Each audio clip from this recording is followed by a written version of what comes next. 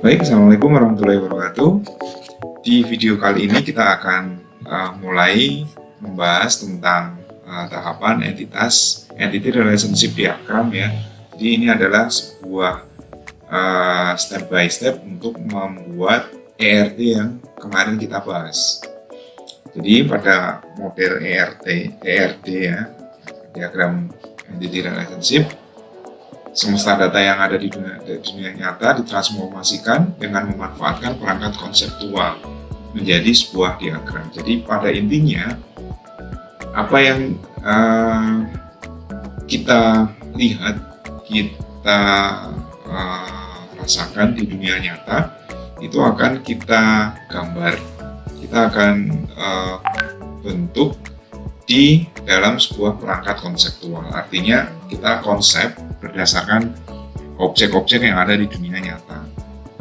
Sebelum membuat ERD, kita harus memahami betul data yang diperlukan dan ruang lingkupnya. Jadi sebelum membuat, kita harus tahu dulu apa yang mau dibuat, nanti seperti apa, objeknya apa saja, kemudian relasinya seperti apa, kemudian di dalamnya ada atributnya apa, itu harus kita rumuskan terlebih dahulu gitu. ERD menunjukkan objek-objek atau himpunan entitas apa saja yang ingin dilibatkan dalam sebuah basis data dan bagaimana hubungan yang terjadi di antara objek-objek tersebut. Jadi ERD itu sebenarnya himpunan entitas ya. Jadi entitas itu kan kemarin kita kenal ya. Dia kalau dalam konsep namanya entitas. Nanti kalau sudah menjadi database fisik, biasanya dia akan menjadi sebuah table seperti itu. Dan di situ apa aja yang terlibat kita harus rumuskan. Kemudian relasinya seperti apa, hubungannya seperti apa, itu juga nanti harus kita definisikan biar ERD kita itu bagus nanti sesuai dengan apa yang kita rencanakan alurnya. Nah, ini ada langkah-langkah teknis untuk menghasilkan sebuah diagram ER ya. ER diagram yang pertama adalah mengidentifikasi dan menetapkan seluruh himpunan entitas. Jadi entitasnya harus tahu dulu seperti apa, berapa banyaknya, apa saja, seperti itu. Nomor duanya adalah menentukan atribut-atribut key dari masing-masing himpunan entitas. Jadi key-nya ditentukan dulu. Key itu primary key-nya ya. Jadi wakil dari setiap entitas. Kalau kemarin ada ID, ada nomor seperti itu ditentukan, diidentifikasi dulu. Misalkan entitas mahasiswa itu apa yang menjadi primary key, apa yang menjadi key di situ.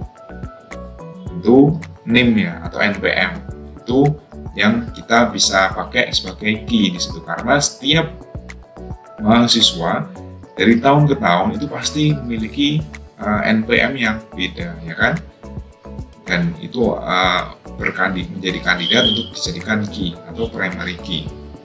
Nomor 3 adalah mengidentifikasi dan menetapkan seluruh himpunan relasi di antara himpunan-himpunan entitas yang ada beserta foreign key-nya. Jadi nomor 3 itu sudah mulai merelasikan antar entitas. Ya, jadi entitas A dengan entitas B itu direlasikan. Apa nama relasinya itu juga ditentukan di step ketiga ini. Kemudian yang step keempat, menentukan derajat atau kardinalitas relasi untuk setiap himpunan relasinya. Jadi nomor 4 ini kardinalitasnya itu mulai dipasang, mulai ditentukan. Di situ misalkan one to many kah antara entitas A dengan B, atau antara B dengan C itu many to many dan seterusnya, itu dirumuskan di langkah keempat ini. Nah, kemudian langkah kelimanya untuk melengkapi agar menjadi ERD yang lengkap, yang terbaca, bagus ya, informatif, maka atribut-atribut deskriptif selain key-nya mulai dipasang, mulai dituliskan. Jadi setelah nomor 5 ini atau langkah kelima ini nanti kita sudah tempuh, maka ERD itu sudah menjadi sebuah kesatuan yang informatif ya, yang bisa menyampaikan informasi ke pembacanya. Nah, kita coba telusuri satu persatu langkahnya. Yang pertama tadi kan mengidentifikasi dan menetapkan seluruh himpunan entitas yang akan terlibat. Jadi apa saja yang akan terlibat itu mulai dituliskan di situ.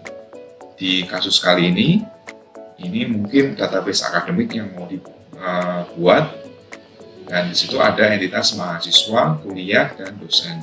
Ya, ada 3 entitas yang ya sederhana, walaupun di akademik nanti kalau dikembangkan ada entitas yang lain ya, misalkan mata kuliahnya belum, kemudian jadwalnya atau pengajaran atau perkuliahan, kemudian dalam hal keuangan dan seterusnya.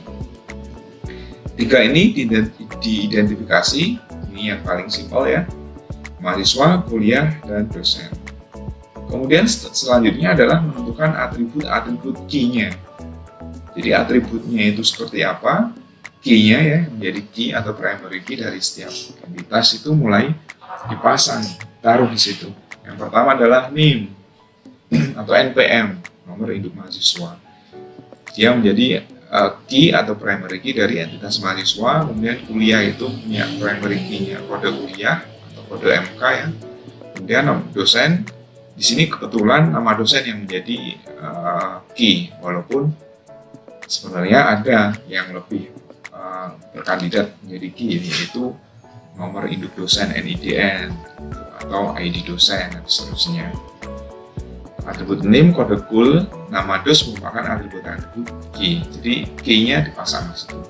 Simbolnya seperti ini, kemudian ditarik garis lurus yang menandakan bahwa atribut NIM ini miliknya mahasiswa, entitas mahasiswa. Yang selanjutnya adalah mengidentifikasi dan menetapkan seluruh himpunan relasi di antara himpunan-himpunan entitas yang ada beserta foreign key-nya. Foreign key-nya sudah mulai dimunculkan di sini. Menentukan himpunan relasi yang terjadi di antara himpunan-himpunan entitas, kemudian relasi harus bisa mengakomodasi semua fakta yang ada dan menjamin semua kebutuhan penyajian data. Nah, ini yang kita harus berpikir lagi, relasinya seperti apa antara entitas 1 dengan entitas 2 dan seterusnya. Kemudian apa yang terlibat di situ, yang menjadi key masing-masing entitas untuk bisa terlibat dalam relasi yang di-create, yang dibuat. Sini juga sama. Ya, sehingga hasilnya seperti ini. Ada 3 entitas, mahasiswa, kuliah, dan dosen.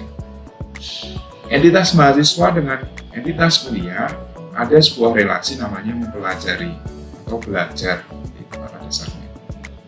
Dan apa yang menjadi transaksi di sini, artinya transaksi itu adalah apa yang dipertukarkan di situ di dalam hal mempelajari, yaitu NIM yang diperoleh dari entitas mahasiswa dan kode kuliah yang diperoleh dari entitas kuliah. Sehingga kalau dibaca ya, ada seorang mahasiswa, atau belum tahu ya seorang atau banyak orang, ada mahasiswa dengan NIM sekian, dia mempelajari mata kuliah atau kuliah di situ dengan kode kuliah sekian. Jadi membacanya seperti itu. Karena di situ belum ada derajat kardinalitasnya. Lalu setelah itu baru menentukan derajat kardinalitas relasi untuk setiap himpunan. Ya, mau hubungannya itu seperti apa nantinya antara entitas yang ada seperti itu. Dan di sini ini kasusnya, jadi nanti kasusnya ada macam-macam ya. Kebetulan di contoh ini kasusnya adalah satu mahasiswa boleh mengambil atau mempelajari banyak mata kuliah. Ya, satu mahasiswa boleh mengambil banyak mata kuliah dan satu mata kuliah boleh diambil atau dipelajari oleh banyak mahasiswa. Satu mata kuliahnya itu boleh dipelajari oleh banyak mahasiswa. Sehingga apa yang terjadi di situ? Antara mahasiswa dengan kuliah sama-sama dia bisa mengambil banyak kuliah, dan satu kuliah yang ada di sini ini sama-sama banyak bisa diambil oleh banyak mahasiswa, sehingga yang terjadi adalah many to many, n, atau di sumber lain mengatakan m, n. Jadi ini perlu dipikirkan logikanya. Kalau kasusnya seperti ini, berarti banyak mahasiswa yang ada itu juga bisa mempelajari banyak kuliah. Begitu juga sebaliknya, banyak sekali kuliah-kuliah yang bisa dipelajari oleh banyak mahasiswa, dikeroyokan gitu ya. Jadi NIM yang ada di sini ada banyak sekali nanti, seperti itu. Kemudian yang kedua, kasus yang ada di sini adalah satu dosen dapat mengajar banyak mata kuliah. Satu dosen dapat mengajar banyak mata kuliah. Dan satu mata kuliah hanya boleh diajarkan oleh satu dosen. Satu mata kuliah itu hanya bisa diajar oleh satu dosen. Apa yang terjadi di situ? Jadi mata kuliahnya banyak, tapi satu mata kuliahnya itu hanya satu dosennya. Dan di sini juga sama. Dosen yang ada itu boleh double, dia boleh mengajar mata kuliah A, mata kuliah B, dan seterusnya. Sehingga satu dosen ini boleh mengajar banyak mata kuliah. Tetapi mata kuliah yang ada itu hanya bisa diajar oleh satu dosen. Jadi nggak bisa mata kuliahnya A itu diajar oleh dosen dosen 1 dan dosen 2. Itu nggak boleh. Yang boleh mata kuliah A hanya bisa diajar oleh dosen 1. Misalkan seperti itu. Tapi di sini dosen 1 bisa mengajar mata kuliah A, bisa juga mengajar mata kuliah B, bisa juga mengajar mata kuliah C, dan seterusnya. Jadi ini tergantung kasusnya seperti apa ya. Jadi tergantung yang menjadi kebutuhan dari yang mau dibuatkan database-nya, mau seperti apa, seperti itu.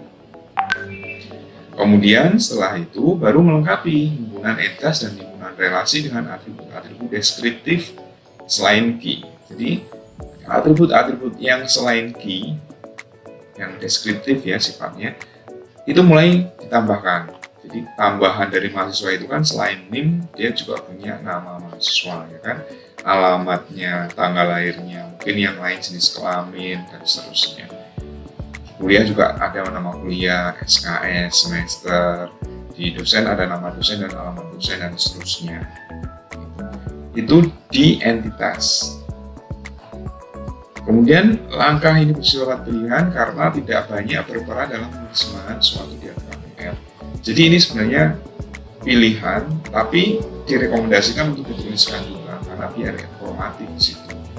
Kebetulan di sini atributnya kan nggak terlalu banyak ya, hanya beberapa, sehingga tuliskan aja.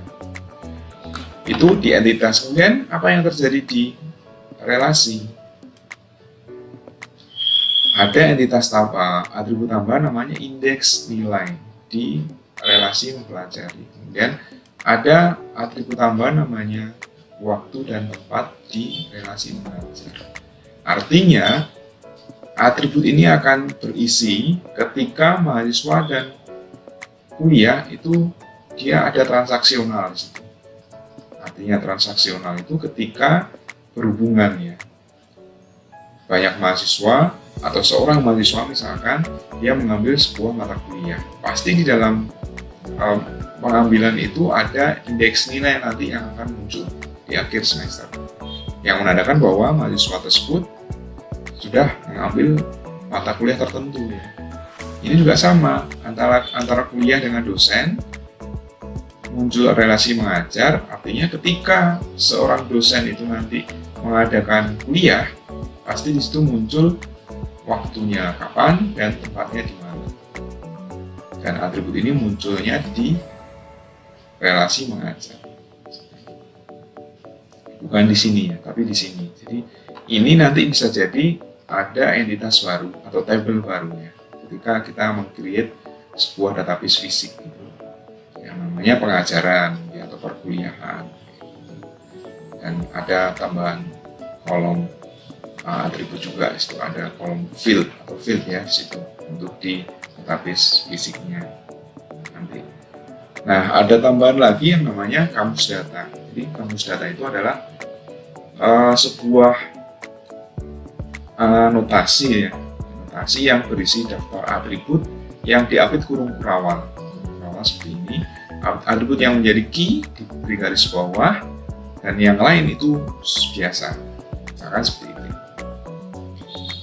Ini entitas yang ada di depan ini, kemudian sama dengan kurung kurawal, ini field-fieldnya atau atribut-atributnya, dan atribut yang menjadi key itu di garis bawah ini. Yang lain juga sama. Berarti yang ada di sini, ini ada 1, 2, 3, 4, 5 ya, 5 sebuah kamus data yang berisi 5 entitas ini, yang termasuk di dalamnya juga ada relasi. Ini hanya notasi aja untuk menggambarkan bahwa sebuah entitas ini ya, kuliah itu memiliki atribut sekian ini, dan ada sebuah atribut yang dijadikan primary key atau key-nya. Seperti itu. Dan ada yang namanya derajat relasi di situ. Atau di sumber yang lain dikatakan relasi minimum, menunjukkan hubungan minimum yang boleh terjadi dalam sebuah relasi antar hubungan entitas. Jadi ini sifatnya opsional, ada sumber yang memberikan notasinya seperti ini, ada yang cuma satu aja kayak tadi. Jadi ya seperti ini tuh artinya minimumnya 0, maksimumnya n. Jadi bisa berelasi 0 sampai ke n. Artinya bisa 0 mahasiswa mempelajari 0 kuliah, artinya nggak terjadi di situ perkuliahan. Atau banyak mahasiswa mempelajari banyak kuliah, seperti itu. Atau 0 mahasiswa yang mempelajari banyak kuliah, artinya kuliahnya sudah tersedia banyak, cuman mahasiswanya belum disetting, belum ada di situ. Mungkin di awal perkuliahan ya, di awal semester seperti itu. Jadi seperti itu notasinya. Ini contohnya. Seorang mahasiswa dapat mempelajari banyak mata kuliah sekaligus, tapi juga boleh juga tidak mempelajari mata kuliah satu pun. Kasusnya seperti itu. Biasanya di universitas ya, yang dia mengambil mata kuliah itu sesukanya. Jadi tidak seperti kita yang sistem paket itu yang harus diambil semuanya. Seperti itu. Jadi contohnya seperti ini, ada penjelasannya. Dan inilah tools ya yang nantinya akan kita pakai untuk membuat sebuah ERD. Jadi ada yang sifatnya offline, diinstal dulu, ada yang online, atau online-nya pun juga yang free.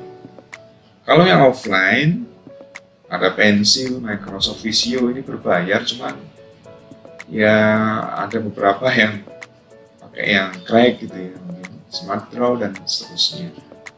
Saya menggunakan Pencil karena Pencil ini sifatnya gratis dan kemampuannya ya sama, toolsnya juga ada banyak yang ditawarkan oleh Visio. Kalau mau online, nggak mau repot-repot install, juga disediakan ada Draw, ERD Plus, Gridly, Quickly, dan seterusnya. Jadi ini sifatnya kita langsung nge-create di sini. Kita akan coba nanti keluarin. Yang saya pakai adalah Pencil. Jadi model aplikasinya dia sebenarnya aplikasi yang multifungsi ya. Mau untuk mendesain diagram apapun bisa, karena toolsnya sudah disiapkan situ. Atau mau yang online itu Draw.io tadi ya, Draw.io.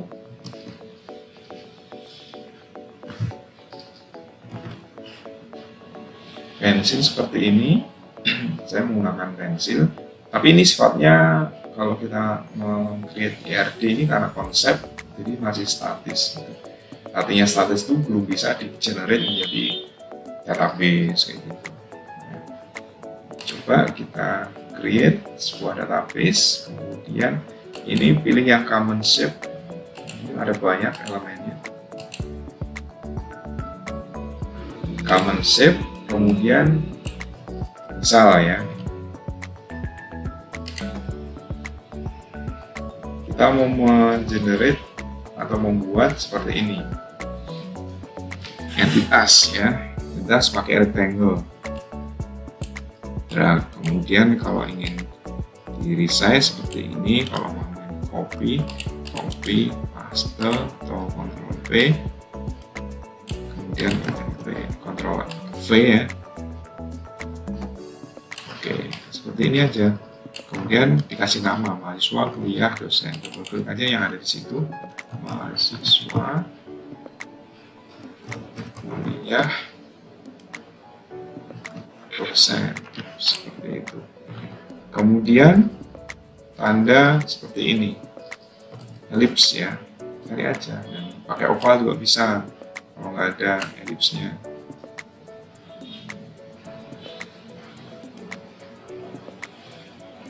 Nah, yang ini nggak apa-apa.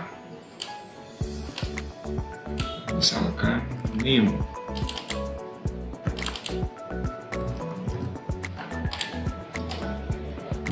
Copy. Paste.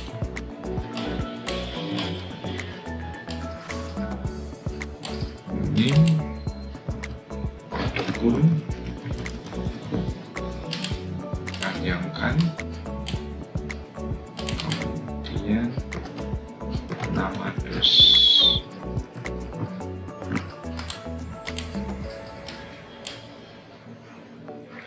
Kemudian ditarik garisnya pakai straight line. Kemudian kita double klik, kemudian baru muncul yang seperti ini ya. Kita putar, terus di resize ya. Nah, caranya seperti itu. Terus baru digabungkan sini.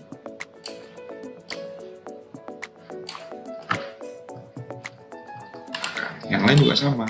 Yes. Yes.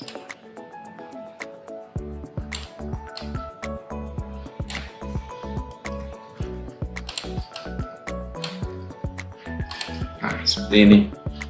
Dan seterusnya. Kalau mau relasi nanti ada di sini. Kayak di sini kan bisa. Terus tarik garis lagi.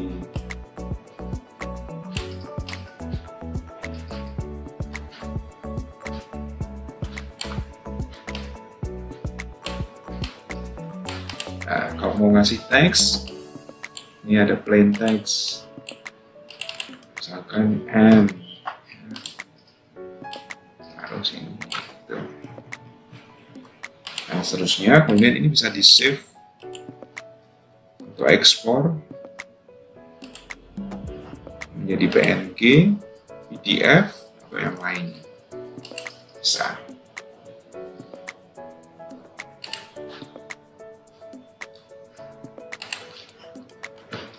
Kalau yang draw IO, nah ini save-nya itu sini. Ini, oke lah.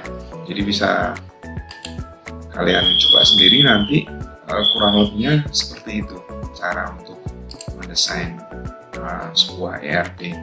Yang penting nanti informasinya itu terbaca. Ini kalau mau ganti warna juga bisa, misalkan putih. Ya, kelihatan. Baik, itu untuk materi kali ini. Terima kasih. Sampai jumpa di video selanjutnya. Assalamualaikum warahmatullahi wabarakatuh.